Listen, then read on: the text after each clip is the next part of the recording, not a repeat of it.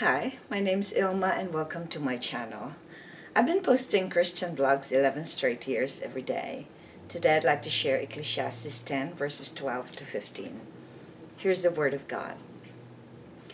The words of a wise man's mouth win him favor, but the lips of a fool consume him. The beginning of the words of his mouth is foolishness, and the end of his talk is evil madness.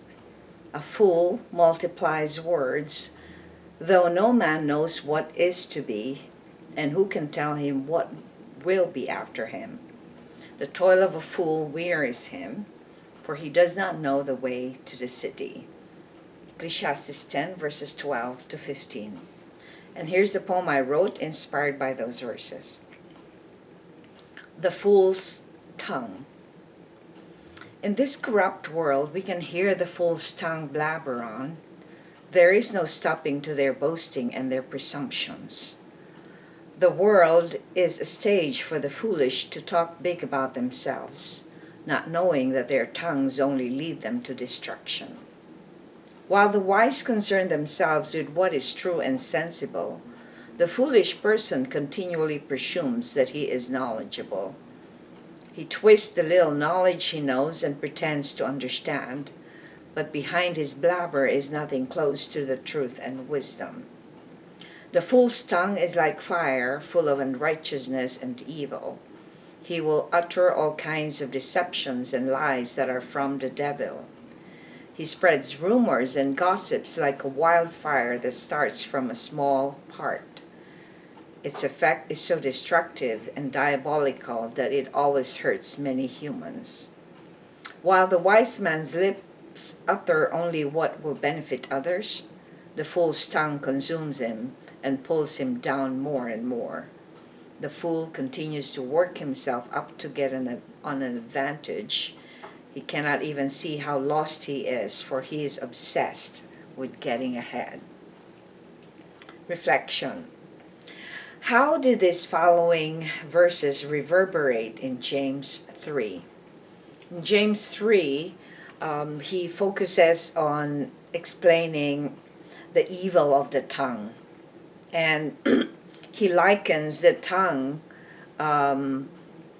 to a rudder of a ship that is a very small part in the ship, but directs the course of the ship wherever the pilot directs it to go. And he also likens it to like a fire. A tongue is a fire. It is set ablaze by a very small fire. A wildfire is started only from a small one. So it's like James is likening the tongue, which is a very small part in our body, but it is full of deadly poison because it spreads all kinds of evil. And he explains too in chapter 3 that you can tame any kind of animal or beast, but you cannot tame the tongue. So this reverberates on this Ecclesiastes verse that talks about the fool's tongue, how evil it is, because it's always plotting something devious, something demonic, something evil. So because of our nature, our sin nature after Adam and Eve sinned, we have the propensity or the tendency to have this tongue. This tongue can bring us into so much sin. It can lead us. We just say one thing and it can destroy, or it could build up. So, and there's also a verse in the Bible that says the power is in the tongue, because our tongue is very powerful. God gave us, as our preacher just talked about today, God gave us communication so that we can use it to spread the gospel. But because of our evil tendencies, what happens is that we use our tongue to scheme, to get our way, to have our wants given to us, or to just focus on ourselves. So let us recognize in 1 John 4, he gives us a warning that we need to discern the spirits, whether they're coming from the world or they're coming from God.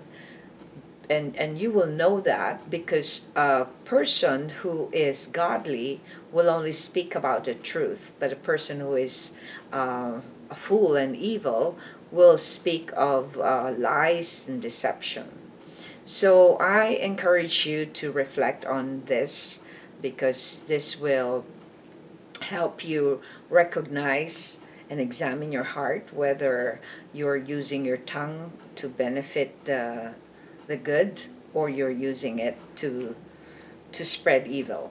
Thanks for watching, and check my website at ILMA'S.com for artworks, photographs, and a copy of this blog. Please subscribe to my channel on YouTube so I can make more videos and bring you the Word of God. And if you'd like to see over 3,000 videos I've made over the 11 years I've been doing this, just type on Google search or YouTube search ILMA'S Poem Devotional. Have a wonderful day.